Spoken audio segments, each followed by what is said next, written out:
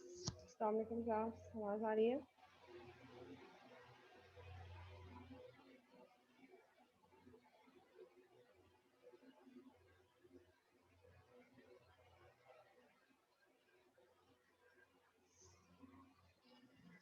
जी बेटा, आवाज़ आ रही है? क्लियर है आवाज़? कोई डिस्टर्बेंस तो नहीं है?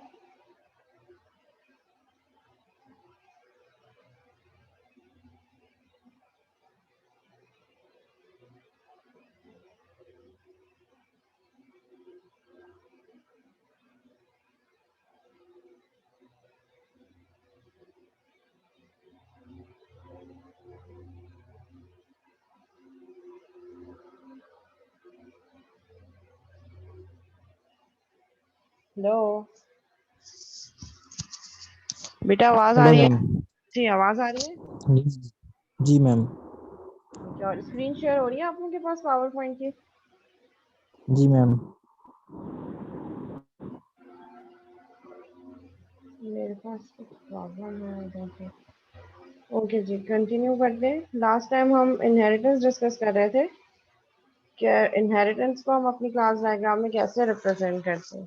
ठीक है, हमने इनहेरिटेंस में जनरलाइजेशन एंड स्पेशलाइजेशन देखी थी।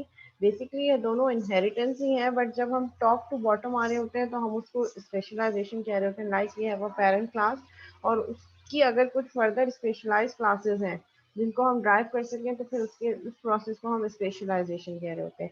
Similarly if we have multiple classes जिसमें लग रहा है हमें कॉमन एट्रीब्यूट्स हैं जो हर क्लास में बार बार रिपीट हो रहे हैं, और उनके लिए अगर हम चाह रहे हैं कि हम एक कॉमन क्लास बनाएं जो पेरेंट क्लास हो जिसमें वो तमाम कॉमन एट्रीब्यूट्स आ जाएं, तो फिर उन क्लासेस के लिए हम फिर एक पेरेंट क्लास बनाते हैं और फिर इनहेरिटेंस कर रहे होते हैं। That process is called generalisation. Generalisation means के डिफरेंट स्पेसिफिक क्लासेस से हमने जो कॉमन एट्रीब्यूट्स हैं जो उन क्लासेस में कॉमन है, उन कॉमन एट्रीब्यूट्स को निकाल के एक क्लास जो हम पेरेंट क्लास बनाई है उसमें वो कॉमन एट्रीब्यूट यूज किए और इनहेरिटेंस करवा दी। That process is called generalisation. And specialisation is that कि हमारे पास एक पेरेंट क्लास है, अब उस पेरेंट क्लास से multiple further child classes derive हो सकती हैं, तो हमने उस पेरेंट क्लास को फर्दर क्लासेस में डिवाइड कर दिया, ड्राइव कर दिया। So that process is called specialisation. ठीक है दोनों इनहेरिटेंस ही। लेट सपोज अगर हम कह रहे हैं कि मेरे पास एक क्लास है बैंक अकाउंट की। ठीक है, बैंक अकाउंट की हमने क्लास बना दी, उसमें कुछ एट्रीब्यूट डाले, कुछ मेथड्स डाले, आगे जाके हमें पता चला कि बैंक अकाउंट की फर्दर क्लासिफिकेशन है हमारे पास। Bank account can be divided into saving account and credit card account as well. तो हमने क्या किया, अगर मैंने उस बैंक अकाउंट की क्लास को फर्दर और क्लासेस में डिवाइड कर दिया जो कि दोनों, चाहे सेविंग अकाउंट हो या क्रेडिट कार्ड अकाउंट हो, बोथ जो है वो क्या है, वो चाइल्ड है बैंक अकाउंट की। मींस दोनों बैंक अकाउंट ही हैं। So inheritance is basically is a relationship. ठीक है, saving account is a bank account, credit card account is also a bank account. Means इसी की सब टाइप है। जो हमारे पास चाइल्ड क्लासेस हैं वो बेसिकली पेरेंट क्लास का ही पार्ट है। ठीक है, इसमें रिलेशनशिप ये है हमारे पास पेरेंट और चाइल्ड का, कि जो हमारे पास चाइल्ड क्लास है वो बेसिकली पेरेंट क्लास है। लेट सपोज अगर मैं कह रही हूँ कि अगर a teacher is a person, तो एक क्लास पेरेंट की पर्सन है, एक क्लास मेरे पास टीचर है। सो teacher is basically a person. ठीक है, पर्सन की क्लास से ही बिलोंग कर रही है टीचर, और उसके कुछ अपने स्पेसिफिक एट्रीब्यूट भी हो सकते हैं, लेकिन कॉमन एट्रीब्यूट वो पर्सन की क्लास से इनहेरिट कर रही है। So inheritance is basically is are relationship. ठीक है, बैंक अकाउंट की फर्दर क्लासिफिकेशन है। Bank account can be saving account और can be credit card account as well. तो मैंने अगर उस बैंक अकाउंट की क्लास को सेविंग अकाउंट और क्रेडिट कार्ड अकाउंट में डिवाइड कर दिया है, मींस पहले बैंक अकाउंट की क्लास थी, फिर आगे जाके हमें पता चला कि सेविंग अकाउंट और क्रेडिट कार्ड अकाउंट भी इसकी सब टाइप है, तो हमने बैंक अकाउंट को फर्दर सेविंग अकाउंट और क्रेडिट कार्ड अकाउंट में डिवाइड कर दिया। So that process is called specialisation. Top to bottom आ रहे हैं हम। ठीक है, जो पेरेंट क्लास है उसको हमने स्प्लिट कर दिया फर्दर मोर चाइल्ड क्लासेस में। So that process is called specialisation.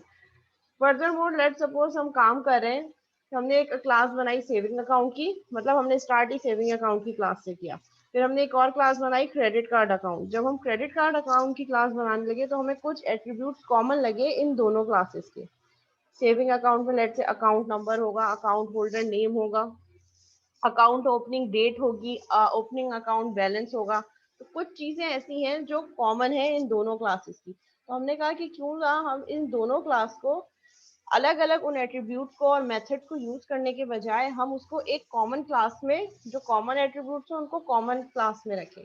तो हमने सेविंग अकाउंट और क्रेडिट कार्ड अकाउंट के लिए पहले एक पेरेंट क्लास बना दी बैंक अकाउंट, जिसमें इन दोनों क्लासेस के कॉमन एट्रीब्यूट्स और प्रॉपर्टीज हमने इस बैंक अकाउंट की क्लास में यूज कर दिए। सो इस time that process is called generalisation.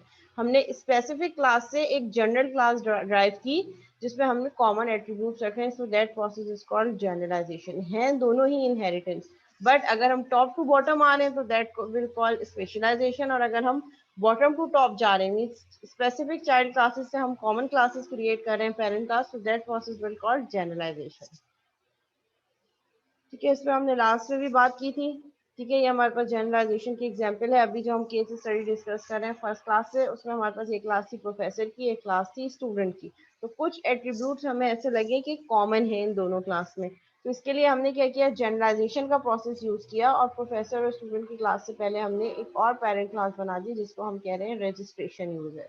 अब प्रोफेसर भी रजिस्टर्ड यूजर है और स्टूडेंट भी रजिस्टर्ड यूजर है, is a relationship. A professor is a registered user, a student is also is a registered user.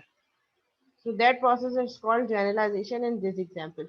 कि पहले हमारे पास प्रोफेसर और स्टूडेंट की क्लासेस मौजूद थी, उसके कुछ एट्रीब्यूट्स हमें कॉमन लगे, तो उन कॉमन एट्रीब्यूट्स के लिए हमने एक क्लास डिफाइन कर दी रजिस्टर्ड यूजर की। ठीक है, poor generalization example violates the is a or is a kind of heuristic. ठीक है, हर वो क्लास जिनके बीच में इज अ रिलेशनशिप नहीं अकर हो सकती वहां पे इनहेरिटेंस नहीं हो सकती। ठीक है, हम ये नहीं कह सकते कि arm is a child of person, leg is a child of person और head is a child of person. They are specific attributes of person. ठीक है, अ पर्सन हैज आर्म। ठीक है, तो हैज अ रिलेशनशिप है, aggregation है। और अगर हम उसको और ज्यादा डिटेल में देखें तो it can be composition as well. जैसे हमने देखा था कि पर्सन का उसके डिफरेंट बॉडी पार्ट से क्या रिलेशनशिप है, कॉम्पोजिशन का।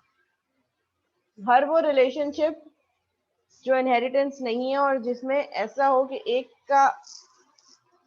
के रिमूवल दूसरे पे इफेक्ट करेगा, so that would be composition. अगर हम पर्सन की लेग से रिलेशनशिप डिस्कस करें तो पर्सन और लेग का आपस में क्या रिलेशनशिप है, कंपोजिशन का रिलेशनशिप है। कंपोजिशन बेसिकली एग्रीगेशन की ही स्ट्रॉन्ग टाइप है और एग्रीगेशन एसोसिएशन की स्ट्रॉन्ग टाइप है। सो हम पर्सन को लेग, हेड और आर्म के साथ से इनहेरिट नहीं करवा सकते। ठीक है, ये आर्म, लेग और हेड की क्लास पर्सन की क्लास से इनहेरिट नहीं हो सकती। इनहेरिटेंस का मतलब ये है कि चाइल्ड क्लास वही होगी जो पेरेंट क्लास है, बस उसके कुछ स्पेसिफिक अपने एट्रीब्यूट भी हो सकते हैं। तो हम ये नहीं कह सकते कि an arm is a person, a leg is a person और a head is a person. ठीक है, these are specific different body parts जो पर्सन को कंपोज करने में, क्रिएट करने में नेसेसरी है, but that are not part of person. Body parts तो है लेकिन पर्सन के चाइल्ड नहीं है। ठीक है, person child can be his son, his daughter. वो चीज जो जो इनहेरिटेंस होगी उसको हम इनहेरिटेंस कहेंगे। जो बॉडी पार्ट का रिलेशनशिप है पर्सन के साथ वो इनहेरिटेंस नहीं होगा। तो हर वो रिलेशनशिप जो इज अ रिलेशनशिप जिसमें अकर नहीं हो रहा वो इनहेरिटेंस नहीं होगी। ठीक है, इनहेरिटेंस ट्री हमारे पास क्या कह रहा है कि हम सब क्लासेस बना क्यों रहे हैं। When we have parent class, let suppose अगर मेरे पास बैंक अकाउंट की क्लास है तो फिर मैं उस क्लास के थ्रू डिफरेंट क्लासेस में उसको ड्राइव क्यों कर रही हूँ, डिवाइड क्यों कर रही हूँ। ठीक है, ये हमारे पास एक बेसिक वो है कि इनहेरिटेंस ट्री बेसिकली हमें क्या बता रहा होगा, ये हमने शायद डिस्कस कर लिया था कि हम एक क्लास को फर्दर क्लास में क्यों डिवाइड कर सकते हैं। Let suppose one basis for discrimination for a course class. हमारे पास लेट सपोज एक क्लास है कोर्स की और उसमें हमारे पास क्या है, दो फैसिलिटीज है, on campus course end of site course. On campus course means जो यूनिवर्सिटी में होगा end of site course means जो ऑनलाइन होगा, लेट सपोज। ठीक है, तो हमने इस कोर्स को दो फर्दर क्लासेस में डिवाइड कर दिया, रहेगा वो कोर्स ही, चाहे ऑन कैंपस कोर्स हो, चाहे यूनिवर्सिटी के अंदर क्लासेस कंडक्ट हो रही हो, चाहे ऑनलाइन कंडक्ट हो रही हो। दोनों चीजें किस क्लासिफिकेशन के अंदर आ रही हैं, कोर्स की क्लासिफिकेशन के आ रही है।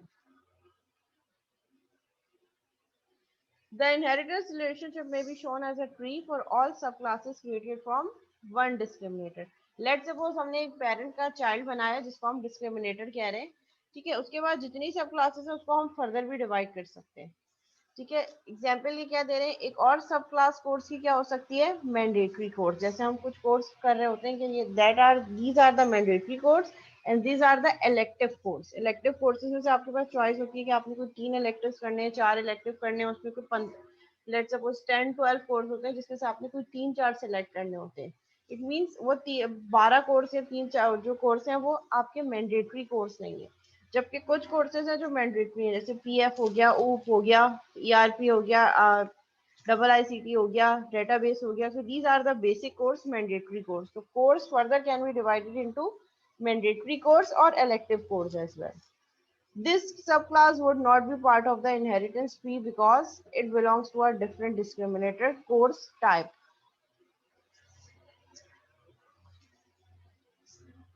ठीक है, वो कह रहे हैं कि आप उसको फिर इसी सेम हायरार्की में डिफाइन नहीं करेंगे, क्योंकि हम कोर्स को ऑलरेडी ऑफ साइड कैंपस और ऑन साइड कैंपस में भी डिवाइड कर चुके हैं। अब फिर कोर्स की एक और फर्दर क्लासिफिकेशन हमारे पास, इज इट मैंडेटरी कोर्स और नॉट, तो वो उसी सेम इनहेरिटेंस ट्री में मेंशन नहीं होगा जिसमें आपने of side and on side campus course किया है। Care must be taken when you discover multiple discriminators for a class. For example, what happens when a mandatory course is held on campus? कह रहे हैं अच्छा, अब ऐसा course जो mandatory है और उसमें ये भी फैसिलिटी है कि वो ऑन कैंपस होना चाहिए, तो फिर ऐसी अगर आपके पास सिनेरियो है कि जिसमें डिफरेंट इनहेरिटेंस ट्रीज आपस में एक दूसरे से रिलेट कर रहे हो, तो फिर उस सिचुएशन पे आप किस तरीके से उसको मैप कर सकते हैं। ठीक है, ये हमारे पास इनहेरिटेंस ट्री की एग्जांपल है। Let's suppose we have a parent class which is divided into 2 further child classes. ठीक है, then we have registered user, professor and student. और फिर हमने इसको कोर्स ऑफरिंग की क्लास से भी लिंक कर दिया कि प्रोफेसर और स्टूडेंट जो है वो, यानी कि अब आहिस्ता आहिस्ता हम क्लास डायग्राम बनाते चले जा रहे हैं।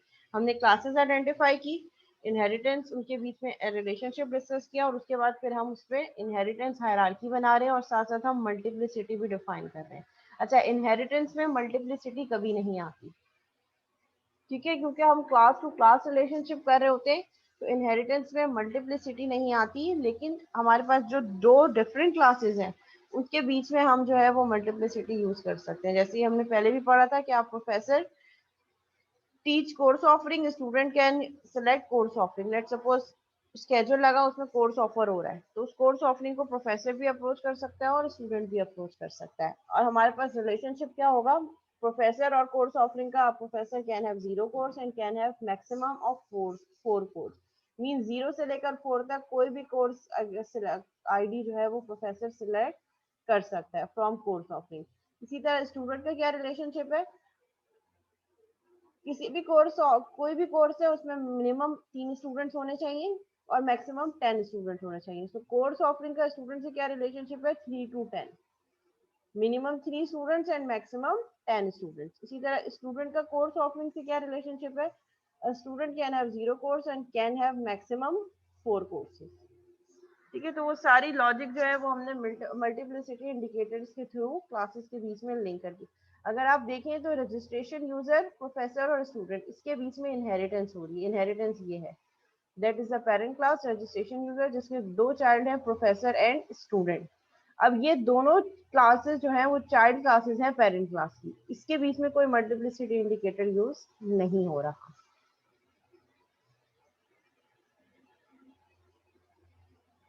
ठीक है, यहाँ पे हमारे पास कुछ एट्रीब्यूट कॉमन थे, name ID number, name ID number, और कुछ स्पेसिफिक थे। लेट सपोज स्टूडेंट का जो है वो मेजर एंड प्रोफेसर का टेन्योर स्टेटस।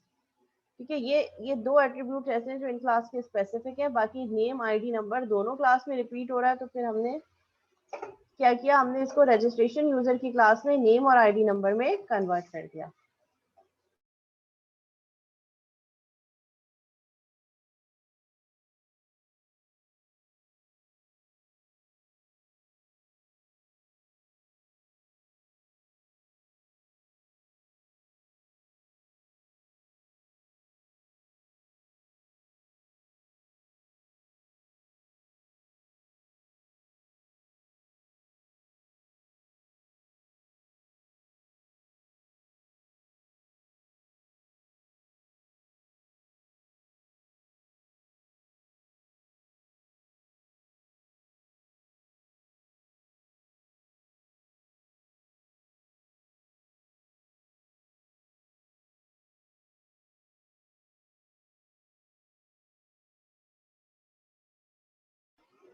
ठीक है, तो जो हमारे पास कॉमन एट्रीब्यूट थे जो दोनों क्लासेस में रिपीट हो रहे थे, प्रोफेसर की क्लास में भी स्टूडेंट की क्लास में भी, उसको हमने जो हमारे पास पेरेंट क्लास है नेम आईडी नंबर उसको यूज कर दिया, और प्रोफेसर और स्टूडेंट की क्लास के अपने स्पेसिफिक एट्रीब्यूट।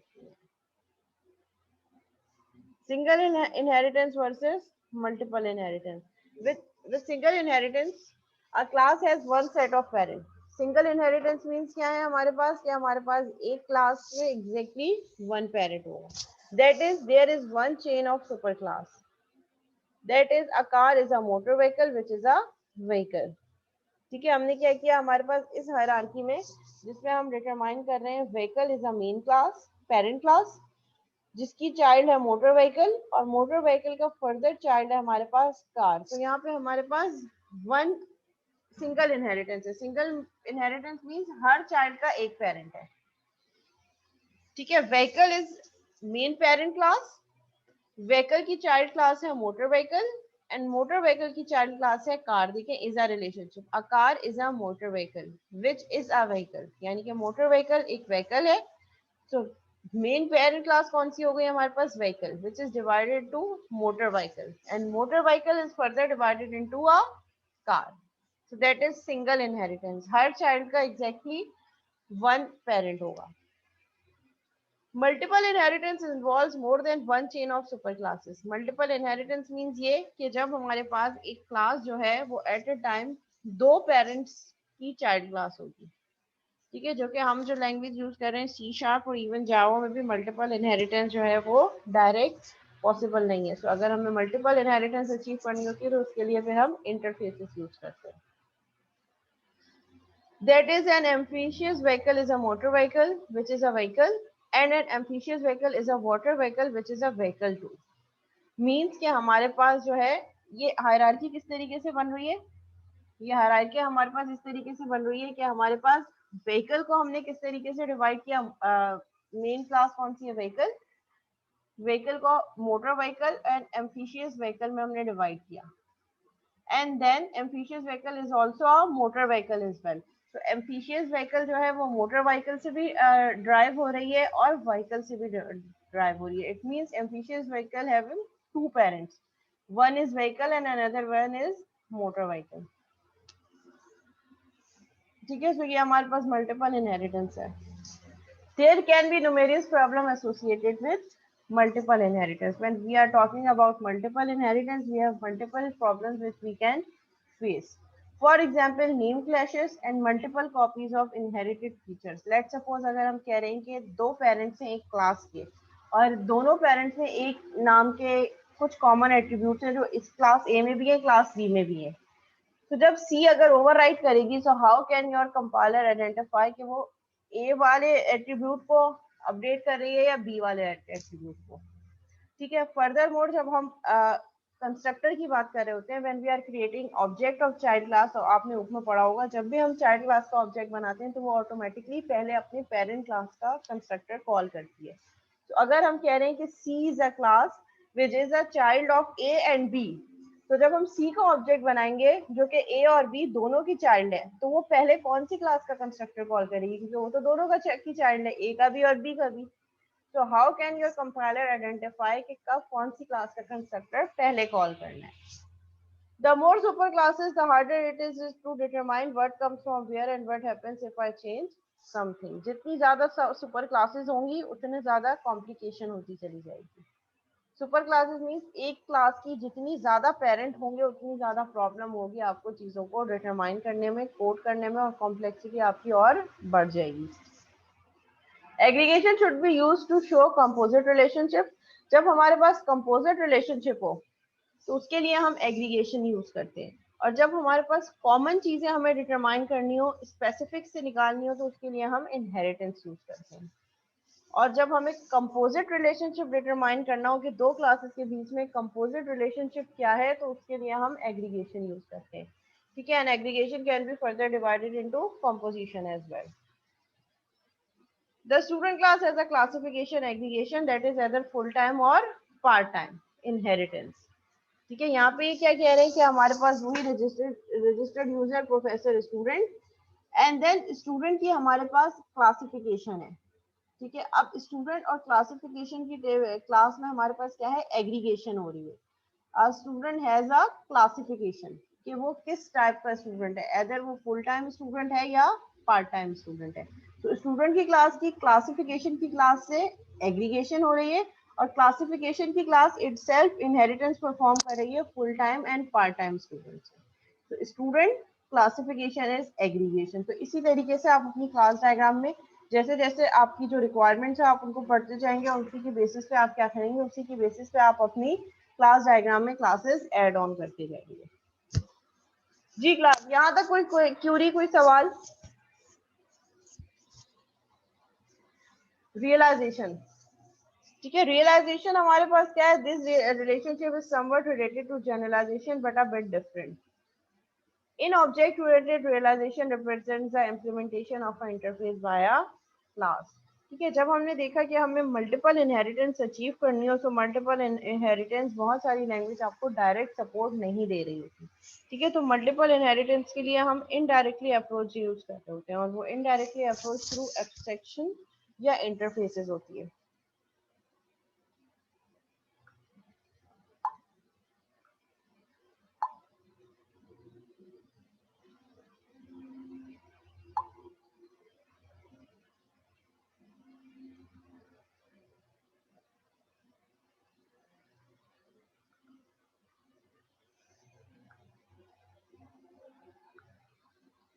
ठीक है, सो इंटरफेस को क्लास के साथ जब हम रिप्रेजेंट कर रहे होते हैं तो उसको हम कह रहे होते हैं कि रियलाइजेशन। ठीक है, जिसमें एक क्लास इंप्लीमेंट कर रही होती है हमारे किसी भी इंटरफेस को, तो उसको हम रियलाइजेशन कह रहे हैं। कि अगर एक क्लास है जो किसी इंटरफेस को इंप्लीमेंट कर रही है, इंटरफेस बेसिकली क्या होते हैं, interface is a collection of incomplete methods. ठीक है, जितने भी इनकम्प्लीट मेथड्स होंगे वो सारे आप इंटरफेस पे यूज करते हैं। ठीक है, वो सारे लिस्टिंग आप इंटरफेस पे दे देते हैं, और फिर जब कोई क्लास इंप्लीमेंट कर रही होती है इंटरफेस को, इट मींस कि वो क्लास उस इंटरफेस के तमाम इनकम्प्लीट मेथड को कंप्लीट करेगी।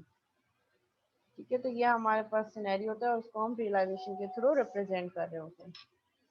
ठीक है, एब्स्ट्रैक्ट क्लास, एब्स्ट्रैक्ट क्लास हमारे पास क्या होती है, abstract class is basically an operation or class is abstract if it has no implementation। ठीक है, किसी भी क्लास को या किसी भी मेथड को हम एब्स्ट्रैक्ट कह सकते हैं जब किसी भी मेथड में कोई जो है वो इम्प्लीमेंटेशन नहीं हो। A method without an implementation, let suppose मैं एम्प्लॉय की क्लास की बात कर रही हूँ कि मैंने एम्प्लॉय की एक क्लास बनाई है। एम्प्लॉय की क्लास में मुझे पता है कि मेरे पास एक मेथड होगा सैलरी कैलकुलेशन का। ठीक है, ये मुझे पता है, अभी हम जब रिक्वायरमेंट गैदर कर रहे हैं हमें तभी पता है, लेकिन उस सैलरी कैलकुलेशन की एक्चुअल इम्प्लीमेंटेशन क्या होगी वो मुझे नहीं पता। और फर्दर ये कि हमारे पास एम्प्लॉय की डिफरेंट क्लासिफिकेशन है, and employee can be full time employee, can be commission based employee, can be hourly based employee. तो तीनों की सैलरी कैलकुलेशन अलग अलग होंगी, लेकिन एक मेथड होगा जो सैलरी कैलकुलेट कर रहा होगा, जिसकी एक्चुअल इम्प्लीमेंटेशन मुझे अभी राइट नाउ इस स्टेज पे नहीं पता, लेकिन ये मेथड होगा ये मुझे पता है। तो मैंने सिर्फ मेथड बना दिया और उसकी इम्प्लीमेंटेशन नहीं दी। मैंने ये कहा कि जब आने वाली क्लासेस उस क्लास को इनहेरिट करेंगी तो वो उस इनकम्प्लीट मेथड को कंप्लीट कर देंगी।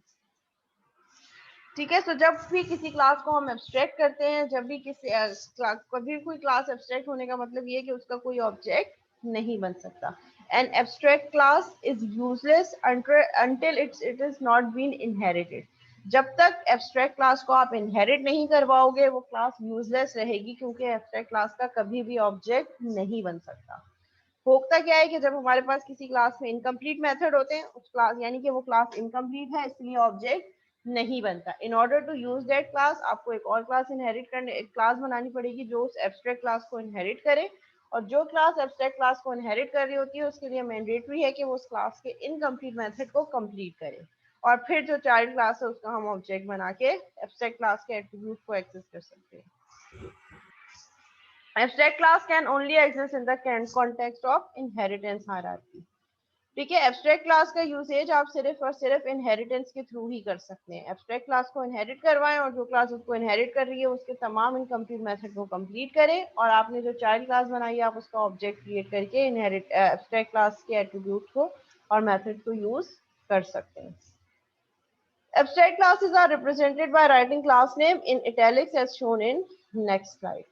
ठीक है, abstract class की इन्होंने एक एग्जांपल दी है. abstract class की एग्जांपल किस तरीके से दी है? Suppose we have a class icon.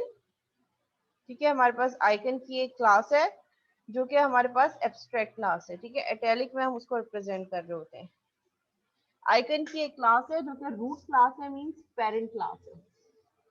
ठीक है, इसके हमारे पास एट्रीब्यूट्स क्या है? ओरिजिन, इसका पॉइंट, और we have some method display and get ID. ठीक है, गेट आईडी के मेथड पे हमने जो है इम्प्लीमेंटेशन दी है, जबकि डिस्प्ले का मेथड इनकम्प्लीट है, आगे कोई इम्प्लीमेंटेशन नहीं है. So that method is abstract. Abstract operation है. जब भी किसी क्लास में कोई एक भी एब्स्ट्रैक्ट ऑपरेशन एब्स्ट्रैक्ट मेथड होगा, वो क्लास एब्स्ट्रैक्ट होगी बाय डिफॉल्ट. ठीक है, आपको उसको एब्स्ट्रैक्ट बनाना पड़ेगा. ठीक है, जबकि get ID is a concrete operation. Concrete means complete operation which is with implementation, जिसकी इम्प्लीमेंटेशन भी मौजूद है. ठीक है, दिस आइकन क्लास, ये जो हमारे पास एब्स्ट्रैक्ट क्लास है, इसको हमने फर्दर दो क्लासेस में ड्राइव कर दिया. दोनों चाइल्ड क्लासेस हैं. First one is rectangular icon and second is arbitrary icon. ठीक है, रेक्टेंगुलर आइकन में हाइट और विड्थ हमने दो इसके स्पेसिफिक एट्रीब्यूट्स बताए. कुछ एक एट्रीब्यूट ओरिजिन ये अपनी पेरेंट क्लास से इनहेरिट कर रही है और दो इसके अपने स्पेसिफिक एट्रीब्यूट है. सिमिलरली आर्बिट्रेरी आइकन में हमारे पास क्या है? एज, लाइन कलेक्शन, एंड हमारे पास एक अनदर मेथड है इज इनसाइड. ठीक है, which is peace colon point. Boolean एक मेथड है. ठीक है, जो एक और क्लास है हमारे पास पॉइंट. ये वाला जो पॉइंट है ओरिजिन, जो कि पॉइंट को इनहेरिट कर रहा है, उसके थ्रू यूज हो रही है. So that is a polymorphic operation. ठीक है, ये हमारे पास कौन सा मेथड है? पॉलीमॉर्फिक ऑपरेशन है, जो शायद पॉइंट की किसी क्लास में यूज हुआ हो, जो पॉइंट की क्लास यहाँ अभी डिस्कस नहीं हुई.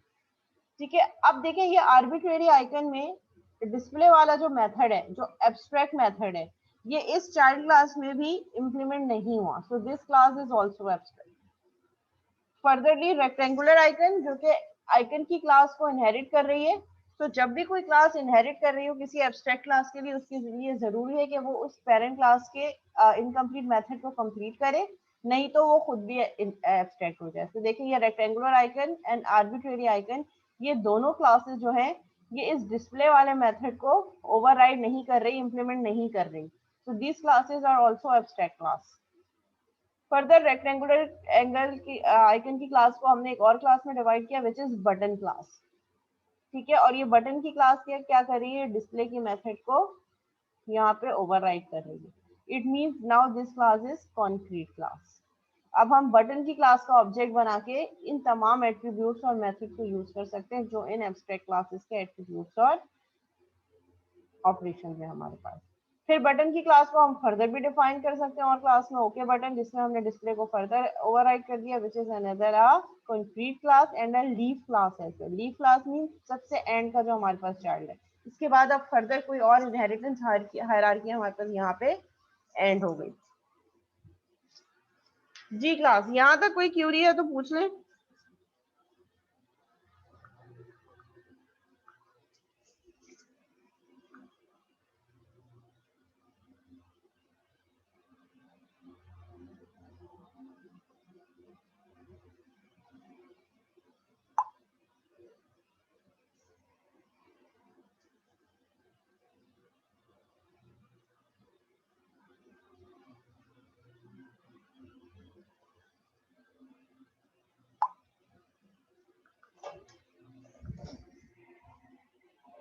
जी क्लास, कोई क्यूरी है?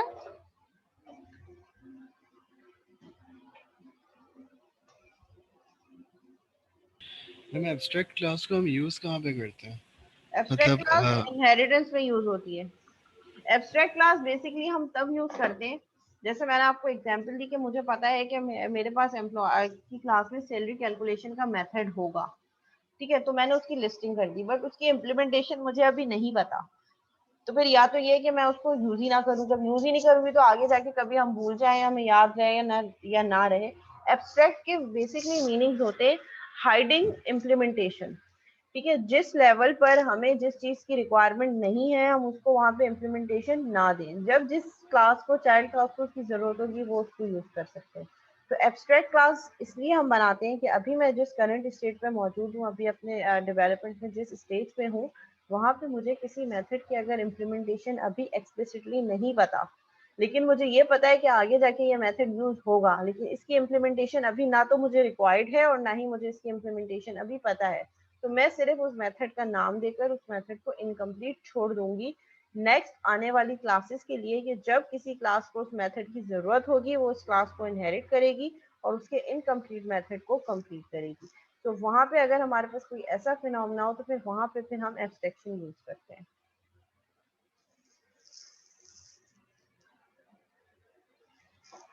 जी अरीफ, क्लियर है या कोई यस कंफ्यूजन मैम। है?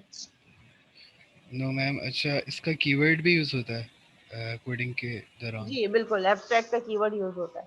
अगर आप किसी मेथड को इम्प्लीमेंट विदाउट इम्प्लीमेंटेशन यूज कर रहे हैं तो मैंडेटरी है कि आप एक्सप्लिसिटली एब्स्ट्रैक्ट का कीवर्ड लगाएं, और अगर आप किसी क्लास, जाहिर है जब किसी क्लास में कोई इनकम्प्लीट मेथड होगा तो क्लास को भी एब्स्ट्रैक्ट करना पड़ेगा, तो उसके लिए भी आपको एब्स्ट्रैक्ट का कीवर्ड लगाना पड़ेगा।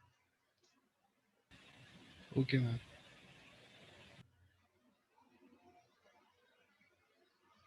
ठीक है, क्लास डायग्राम, नोटेशन, समरी। अच्छा, अगर कोई इंटरफेस है उसको अगर आप किसी क्लास में रिप्रेजेंट करना चाह रहे हैं तो उसके लिए आप इंटरफेस को हमेशा स्टेरियोटाइप में रिप्रेजेंट करेंगे।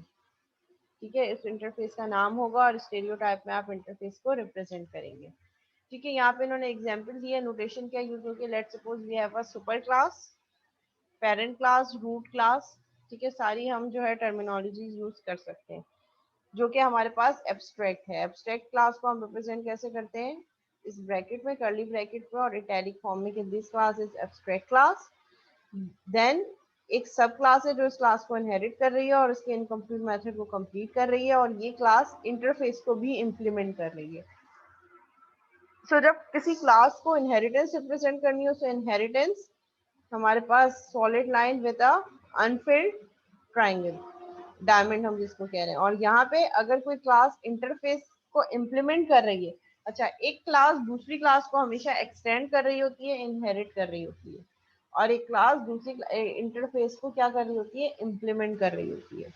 So class implements this interface, interface को हम डॉटेड लाइन से रिप्रेजेंट कर रहे होते हैं। ठीक है, तो हम इस तरीके से, अगर हमें एब्स्ट्रैक्ट क्लास, इंटरफेस और क्लास को रिप्रेजेंट करना हो तो हम उसके लिए ये नोटेशन यूज कर रहे होते हैं।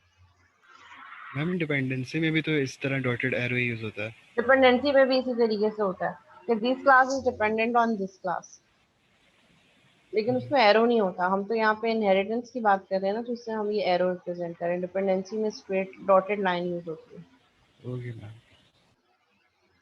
ठीक है, ये लेक्चर हमारे पास कंप्लीट हो गया। लास्ट टाइम इसकी कुछ स्लाइड्स मैंने स्किप करी थी, जो मैं कह रही थी कि हम नेक्स्ट क्लास में पढ़ेंगे, कुछ पैकेज से रिलेटेड इसमें चीज। पैकेजेस रहता है।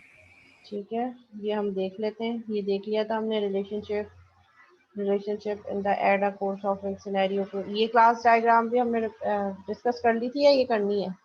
कर ली थी आई गेस। कर लीजिए। यस मैम, ये कर ली थी। ठीक है, हमें पैकेजेस से देखना है। ठीक है, package relationship.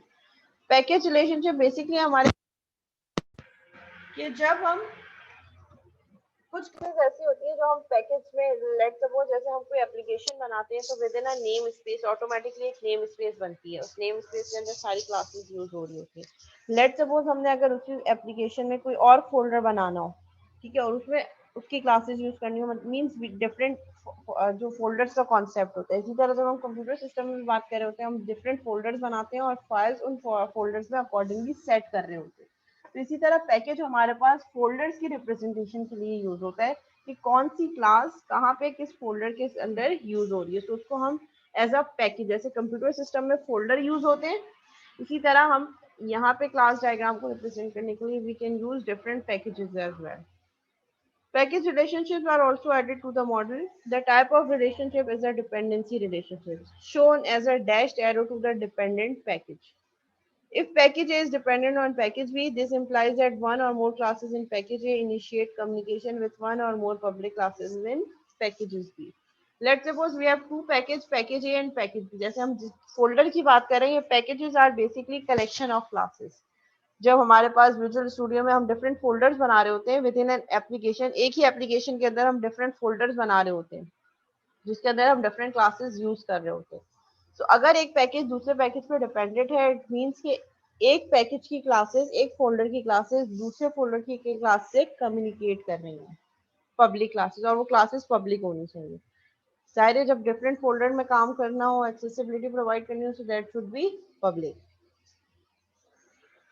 Package A is refer to as a client package and package B is refer to as a supplier package. ठीक है, पैकेज एक में जो हमारे पास मेथड्स हैं वो पैकेज ए बी की क्लास से कम्युनिकेशन प्रोवाइड कर रहे हैं। इट मींस तो package A would be client and package B would be a supplier package. Package relationships are also discovered by examining the scenarios and class relationship for the system under development. As this is an iterative process, the relationship will change as analysis and design progresses. वो कह रहे हैं start process में आप जो है वो name packages discuss कर दें कि ये पैकेजेस हैं, ये क्लासेस है, with over and over with the period of time analysis and design आपका प्रोग्रेसेस होगा, आप उसमें चेंजेस ला सकते हैं। ठीक है, लेट सपोज मैं कह रही हूँ कि मेरे पास एक पैकेज ए है और दूसरा पैकेज बी है। देखिए यहाँ पे हमारे पास डिपेंडेंसी को रिप्रेजेंट करने के लिए हम डॉटेड लाइंस यूज कर रहे हैं विद एरो है। ठीक है, यहाँ पे वो हमारे पास डायमंड नहीं बन रहा, ट्राइंगल नहीं बना रहे हम यहाँ पे। ठीक है, so dependency with an arrow है। ठीक है, पैकेज ए की क्लास है हमारे पास and let's suppose we have package B. Packages are different folders और इन फोल्डर्स के अंदर डिफरेंट क्लासेस हैं। अब पैकेज ए की क्लास पैकेज बी के क्लासेस से कम्युनिकेट कर रही है, और कोई क्लास दूसरी क्लास से कम्युनिकेट कैसे करता है? Through method passes. Means package A के अंदर एक क्लास है जो कि पैकेज बी की क्लास से कम्युनिकेट कर रही है उसका मेथड कॉल करके। तो उसको हमने उसकी रिप्रेजेंटेशन हम अपनी डायग्राम में इस तरीके से दे सकते हैं। ठीक है, लेट सपोज हम कह रहे हैं in the add a course offering scenario. Course offering वाला सिनेरियो था जिसमें हम कोर्स ऑफर कर रहे हैं। The add a course offering class send a message to the professor course manager. ठीक है, कोर्स की क्लासेस, लेट से हमने कोर्स का एक फोल्डर बना दिया और कोर्स की तमाम क्लासेस पैकेज ए की क्लास में, लेट सपोज। इसी तरह हमारे पास पैकेज बी प्रोफेसर की क्लास फोल्डर बना दिया, प्रोफेसर से रिलेटेड जितनी क्लासेस हैं वो उस पैकेज के अंदर हमने यूज। ठीक है, अब हम कह रहे हैं कि एड अ कोर्स ऑफरिंग की क्लास जो पैकेज ए में डिफाइन है वो एक मैसेज सेंड कर रही है प्रोफेसर कोर्स मैनेजर की क्लास को। This implies that there is a relationship between interfaces package and university artifacts package.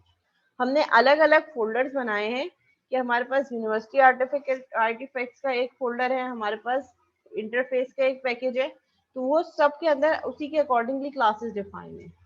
As this time we have not discovered any relationship to the pupil package. हमने pupil package से कोई relationship अभी इस scenario में हमारा जो है वो डिस्कवर नहीं हुआ। ठीक है, ये हम क्या कह रहे हैं कि इंटरफेस का एक पैकेज जो है वो यूनिवर्सिटी आर्टिफैक्ट के पैकेज से कम्युनिकेट कर रहा है। ठीक है, तो हम इस तरीके से पैकेजेस के थ्रू भी अपनी जो है वो रिलेशनशिप डिस्कस कर सकते हैं। ये पढ़ लिया था हमने एसोसिएशन क्लासेस, ये भी डिस्कस कर लिया था या ये रह गया था?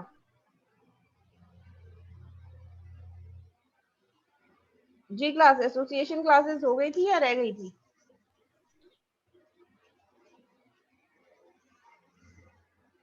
नो, आवाज आ रही है? मैम आई गेस ये नहीं पढ़ा। नहीं पढ़ा, ठीक है। अच्छा, मीटिंग एंड होने वाली है, सेम मीटिंग आईडी पे दोबारा ज्वाइन करेंगे और फिर ये एसोसिएशन क्लास डिस्कस करेंगे।